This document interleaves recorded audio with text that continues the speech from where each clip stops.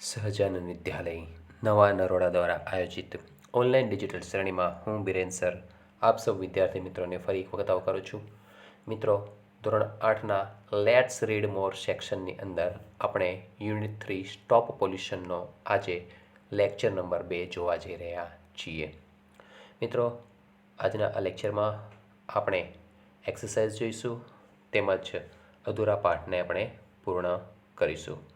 આપણે અત્યાર સુધી જોયું કે પોલ્યુશન એટલે કે પ્રદૂષણના અલગ અલગ પ્રકાર છે. જમીનનું પ્રદૂષણ, હવાનું પ્રદૂષણ, પાણીનું પ્રદૂષણ, અને એ પ્રદૂષણ કેવી રીતે ફેલાય છે આપણે તે જોયું. ચાલો પાઠને વિગતવાર સમજીએ. ડર્ટી વોટર, ડર્ટી ગંદુ, દૂષિત, વોટર એટલે પાણી, દૂષિત પાણી, મેક્સ, મેક્સ એટલે બનાવે છે. પીપલ એન્ડ એનિમલ સિક, લોકો અને પ્રાણીઓને બીમાર. આપણે ગયા લેક્ચરમાં આ લીટી સુધી જોયું હતું. ચલો આગળ જોઈએ. વેન, જ્યારે, દે ડ્રિંક ઇટ, કે દૂષિત પાણી લોકોને ક્યારે બીમાર બનાવે?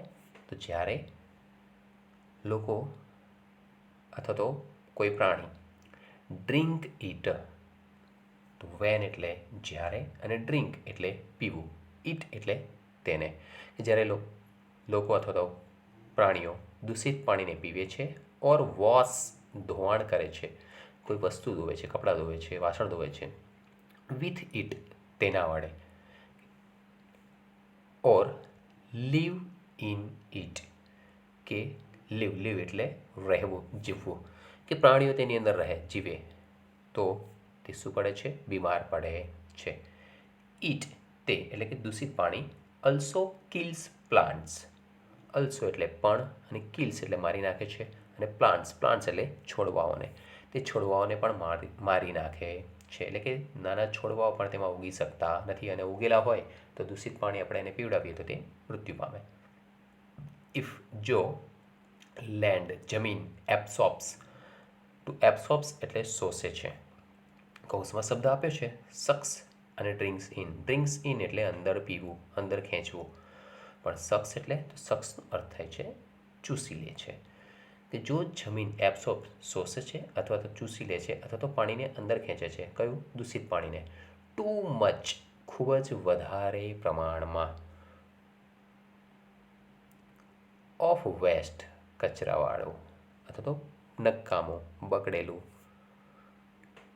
Nothing will grow on it, nothing એટલે કંઈ જ નહીં, કશું જ નહીં, અને ગ્રો એટલે ઉગવું, વધવું, તો વિલ ગ્રો એટલે ઉગશે નહીં, વધશે નહીં, કે કશું જ તેમાં વધશે નહીં કે ઉગશે નહીં, ઓન ઇટ તેના ઉપર, કે જો કોઈ જમીન વધારે પ્રમાણમાં દૂષિત પાણીને એબ્સોર્બ શોષશે, સક્સ ચૂસશે અથવા તો ડ્રિંક્સ ઇન તેને અંદર તરફ ખેંચવા પ્રયત્ન કરશે, ટુ મચ વધારે પ્રમાણમાં વેસ્ટ દૂષિત પાણીને, તો nothing will grow on it તેના પર કશું જ ઉગશે નહીં, એન્ડ ઇટ બીકમ્સ અને તે બને છે અનફિટ, અનફિટ એટલે લાયકાત વગરનું, અયોગ્ય, to live on, to live on એટલે તેના પર રહેવું, ટુ લીવ જીવવું, રહેવું. તો વાક્ય શું કહે છે ફરીથી સમજી લઈએ. If land absorbs or sucks or drinks in too much of waste, જો કોઈ જમીન વેસ્ટ એટલે કચરો વધારે પ્રમાણમાં કચરાને અથવા તો દૂષિત પાણીને શોષે છે અથવા તો ચૂસે છે, nothing will grow on it તેના પર કશું જ ઉગતું નથી, and it becomes unfit to live અને તે જીવવા કે રહેવા માટે અયોગ્ય બની જાય છે. આપણે જાણીએ છીએ ઘરની આસપાસ કે કચરાપેટી હોય, તે કચરાપેટી જેટલા વિસ્તારમાં હોય છે એટલા વિસ્તારમાં તમે કશું ઉગાડશો તો ઉગશે જ નહીં, કારણ કે ત્યાં ખૂબ જ પ્રમાણમાં કચરો પડેલો હોય છે એટલા માટે. કંટ્રોલિંગ, ટુ કંટ્રોલિંગ એટલે કાબૂમાં લેવું.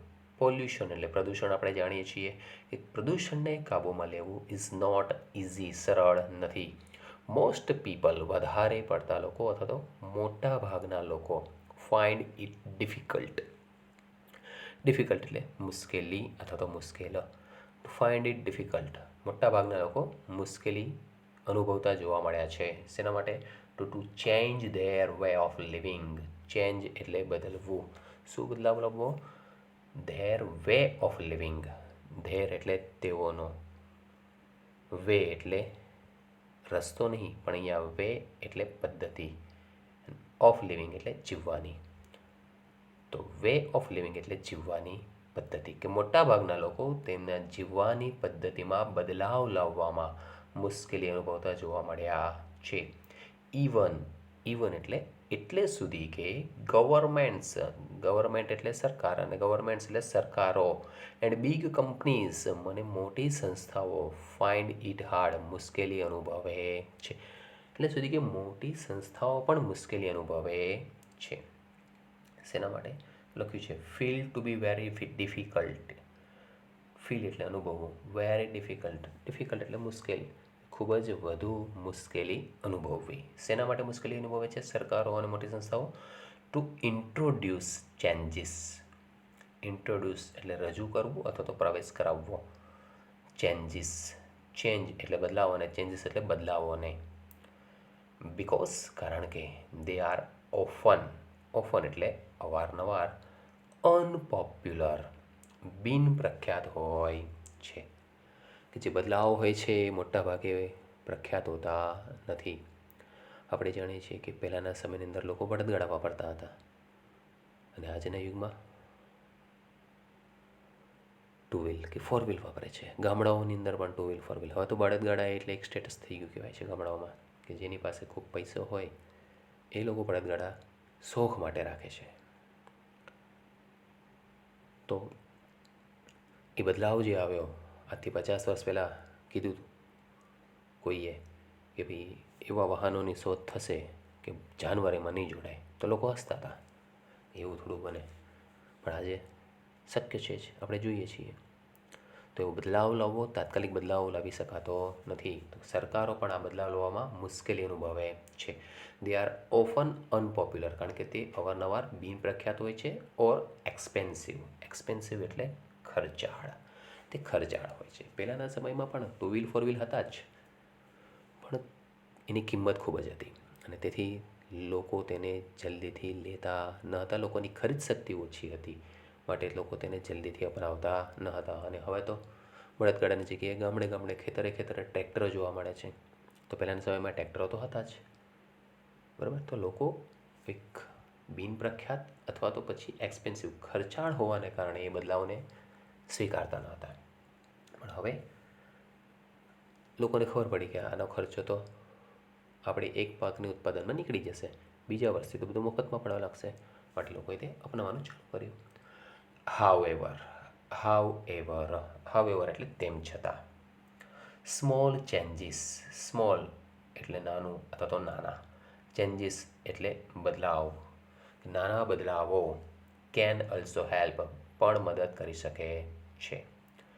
રીયુઝિંગ થિંગ્સ, રીયુઝિંગ એટલે પુનઃ, હેલ્પ એટલે મદદ આપણે જાણીએ છીએ, અને રીયુઝિંગ એટલે પુનઃ ઉપયોગ.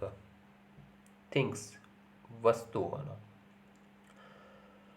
ઇન્સ્ટેડ ઓફ એટલે ને બદલે, કે વસ્તુઓને પુનઃ ઉપયોગ કરવો, ને બદલે. તેને બદલે થ્રોઈંગ ધેમ અવે. થ્રો એટલે ફેંકવું, ને થ્રોઈંગ ફેંકી દેવાને. કે વસ્તુઓને ઇન્સ્ટેડ ઓફ થ્રોઈંગ ફેંકી દેવાને બદલે રીયુઝિંગ પુનઃ ઉપયોગ કરવો થિંગ્સ વસ્તુઓનો, ઇન્સ્ટેડ ઓફ થ્રોઈંગ ફેંકી દેવાને બદલે વસ્તુઓનો પુનઃ ઉપયોગ કરવો. હવે હેલ્પ્સ મદદ કરતા જ આવ્યો છે, કે વસ્તુઓને ફેંકી દેવાને બદલે તેનો પુનઃ ઉપયોગ કરવો. જેમ કે એક્ઝામ્પલ તરીકે આપણે, તમે કદાચ કોઈ ખરીદી કરવા માટે ગયા હો, ચલો વાત કરીએ તમારી ફેવરેટ પિઝાની જ. ઓકે, પિઝા લેવા ગયા, તો પિઝા હટમાંથી તમને શું મળે છે? એક ખોખું મળે, જેમાં પિઝો મૂકીને આપે. અને ખોખું ખુલ્લું આપે ના, એને એક બેગમાં મૂકીને આપે, એટલે કે એક ચપલામાં મૂકીને આપે, પ્લાસ્ટિકના. પછી આપણે શું કરીએ? ઘરે આવીએ, પ્લાસ્ટિકની થેલીને ફેંકી દઈએ, ખોખું ખોલીને પિઝા ખાઈ લઈને ખોખું પણ કચરાપેટીમાં જવા દઈએ. પણ એ જે ખોખું જે છે એ તમે કચરામાં નાખી દો, પણ જે પ્લાસ્ટિકની થેલી આવી છે એને તમે કચરાની ડોલની અંદર મૂકી દો, તો બીજી વખત એ કચરાની ડોલને મમ્મીને ધોવી નહીં પડે, કારણ કે કચરો તમારો સીધો એ પ્લાસ્ટિકના ચપલામાં જ ગયો. અને પછી જ્યારે પણ કચરા લેવા માટે કોઈ વ્યક્તિ આવે ત્યારે એ જબલું જ ફેંકી દેવાનું, આખું ભરાઈ જાય ત્યારે, અડધું હોય ત્યારે નહીં. તો એ ફેંકી દેવાને બદલે હેલ્પ્સ મદદરૂપ બને છે રીયુઝિંગ, ફરીથી ઉપયોગમાં લેવો. Using less water. Using, use એટલે ઉપયોગ કરવો અને યુઝિંગ એટલે વાપરતા રહેવું. લેસ, લેસ એટલે થી ઓછું અથવા તો થી નાનું. વોટર પાણી, કે પાણીનો ઓછો ઉપયોગ કરવો, તમે જેટલું લો છો એના કરતાં ઓછો ઉપયોગ કરવો. ઓર રિસાયકલિંગ, રિસાયકલિંગ એટલે પુનઃ વપરાશ યોગ્ય બનાવવું. પાણીનો ઓછો ઉપયોગ કરવો જોઈએ અથવા તો પછી એને ફરીથી વપરાશ યોગ્ય બને તેવો ઉપયોગ કરવો જોઈએ. લખ્યું છે જો, રીયુઝિંગ અગેન એન્ડ અગેન. રીયુઝિંગ એટલે પુનઃ ઉપયોગ કરવો, અગેન એન્ડ અગેન એટલે વારંવાર વારંવાર એ પાણીનો ફરીથી ઉપયોગ કરવો. આપણે વચ્ચે હમણાં સમાચારમાં સાંભળેલું કે એક યંત્રની શોધ થઈ છે કે જે સમુદ્રના ખારા પાણીને મીઠા પાણીમાં ફેરવી દે છે.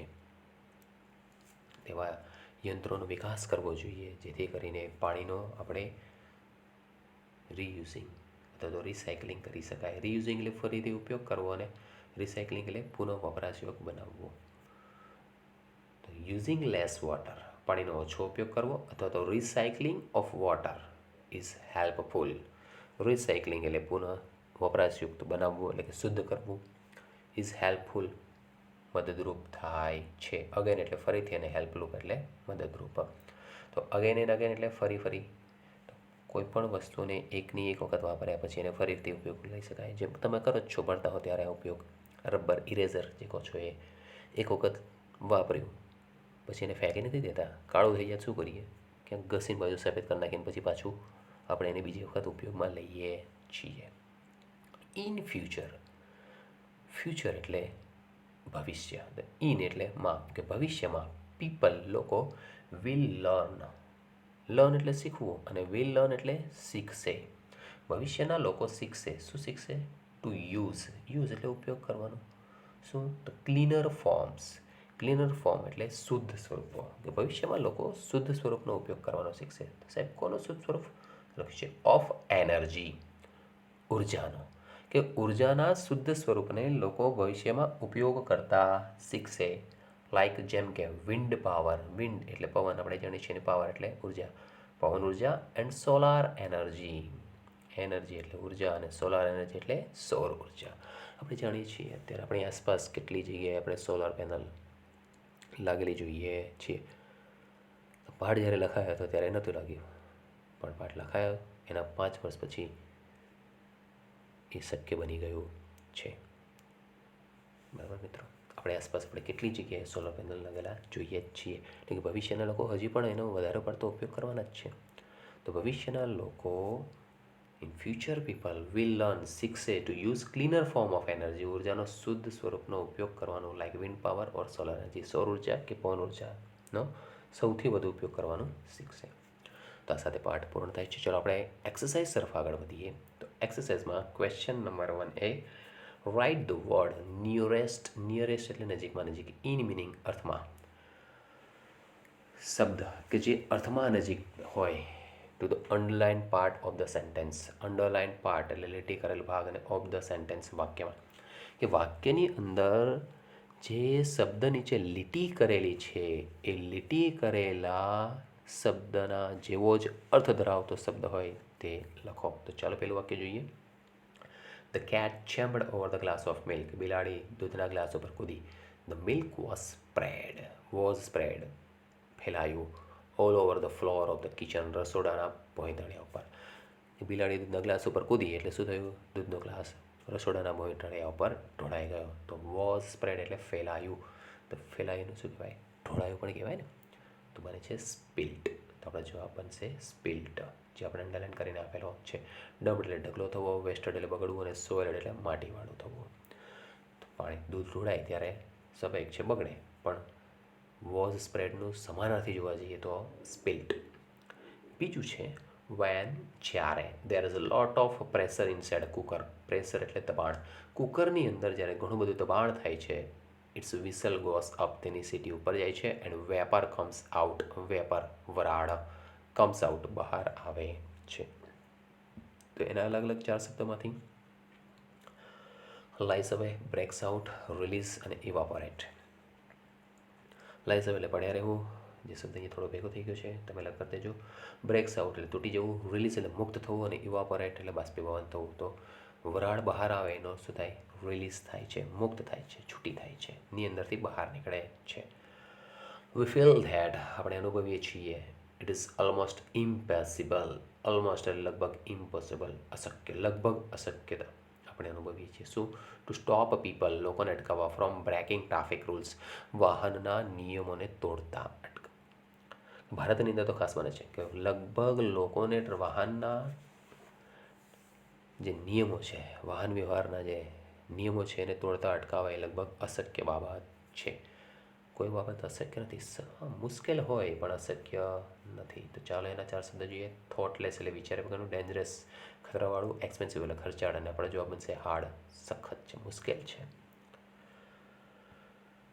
We should not throw away plastic bags આપણે પ્લાસ્ટિકના જબલાઓને ફેંકી દેવા જોઈએ નહીં. We should find out ways આપણે રસ્તા શોધી લેવા જોઈએ. To use them in different forms તેમને અલગ અલગ રીતે ઉપયોગમાં લેવાના.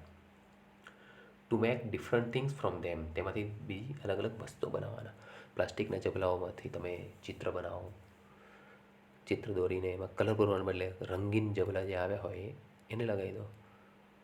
પતંગની અંદર પૂંછડીઓ બનાવતા હશો તો આ બધું પ્લાસ્ટિકમાંથી ઘણો બધો અલગ અલગ તમે ઉપયોગ કરી શકો છો. તો ચાલો જોઈએ. આપણો શબ્દ છે use them in different forms. Use them તેમનો ઉપયોગ કરવો ઇન ડિફરન્ટ ફોર્મ્સ અલગ અલગ સ્વરૂપમાં. તો મીન્સ રિસાયકલ કરવો. શું થશે? રિસાયકલ કરવો. ચાલો એક્સરસાઇઝમાં આગળ વધીએ. એક્સરસાઇઝની અંદર જોઈશું ક્વેશ્ચન 1B. ક્વેશ્ચન 1B શું કહે છે? મેક બનાવો. વન એટલે એક. સેન્ટેન્સ વાક્ય યુઝિંગ ધીસ વર્ડ્સ આ શબ્દનો ઉપયોગ કરીને. કયા શબ્દ અહીંયા આપેલા છે? ચોકસ્ટિક, એપ્સોપ.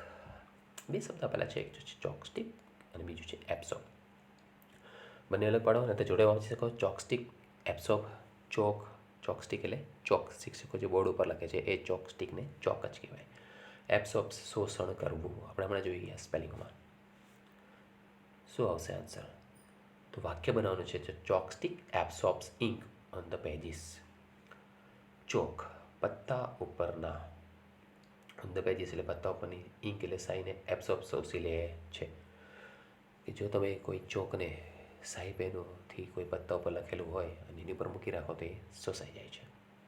બીજું છે હાયર્ડ એન ઓટો. હાયર્ડ એટલે ભાડેથી લાવવું, એન ઓટો એટલે રિક્ષા, રિક્ષા ભાડેથી લાવી.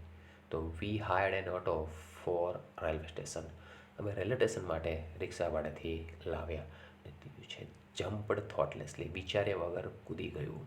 તો હી જમ્પડ થોટલેસલી ઇન્ટુ ધ વોટર, તે વિચાર્યા વગર જ પાણીમાં કૂદી ગયો. આ બધા શબ્દનો ઉપયોગ કરીને આપણે વાક્ય બનાવી દીધા. તમે ગુજરાતીમાં બનાવતા જ હશો, તમને આવડશે જ. તેને ટેન્સ આવડતા હશે અને પરફેક્ટ આવડશે. તો ટેન્સની પ્રેક્ટિસ કરતા રહેજો. ચાલો આગળ વધીએ. Question 2A. Answer in the word. Answer in one word, એક જ શબ્દમાં જવાબ આપો. ચાલો ક્વેશ્ચન શું છે જોઈએ. વોટ ટુ ચૂલા રિલીઝ. વોટ એટલે શું? ચૂલા રિલીઝ એટલે ચૂલા મુક્ત કરે છે. તો ચૂલાઓ શું મુક્ત કરે છે? તો આપણે જાણીએ છીએ ચૂલામાંથી હંમેશા શું નીકળે? ધુમાડો. તો ધુમાડાને અંગ્રેજીમાં શું કહેવાય? સ્મોક. તો આપણો જવાબ બની ગયો સ્મોક.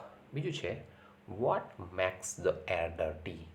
મેક્સ એટલે બનાવે છે, ધ એર હવા, ડર્ટી દૂષિત. હવાને દૂષિત કોણ બનાવે છે? તો બે વસ્તુ, એક તો અલગ અલગ પ્રકારના વાયુઓ અને બીજું ધુમાડો. તો ગેસીસ એન્ડ સ્મોક.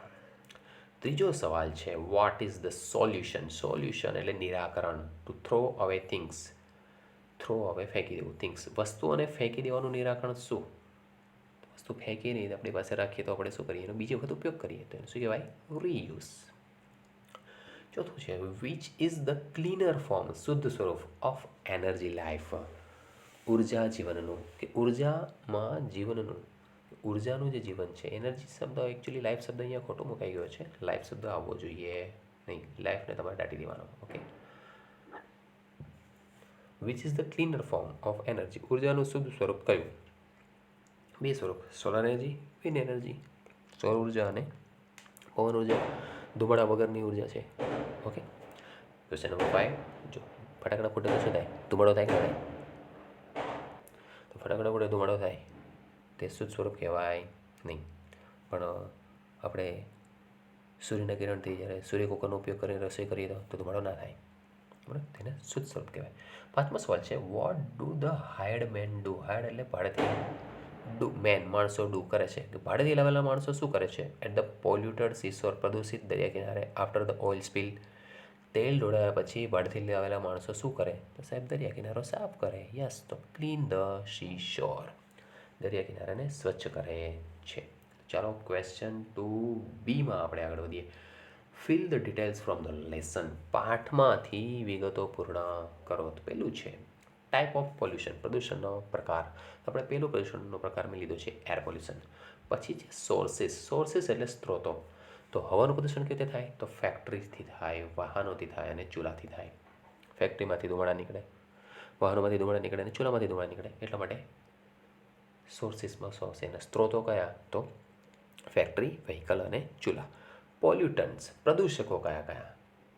તો સ્મોક ધુમાડો અને સ્મોક ધુમ્મસ. એનાથી ધુમાડો પણ થાય અને ધુમ્મસ પણ થાય. હવે રેમેડીઝ એટલે કે એના ઉપાયો. રેમેડીઝ એટલે શું થાય? ઉપાય. કે આ પ્રદૂષણ અટકાવવું તો શું કરવું પડે? તો લોકોએ સોલર એનર્જીનો ઉપયોગ કરવો પડે. ફેક્ટરીની અંદર સોલર એનર્જી વાપરવી જોઈએ. વ્હીકલમાં ઇલેક્ટ્રિસિટી અને ચૂલાની જગ્યાએ આપણે CNG ઉપયોગ કરી શકીએ, LPG વગેરે વાપરી શકીએ છીએ.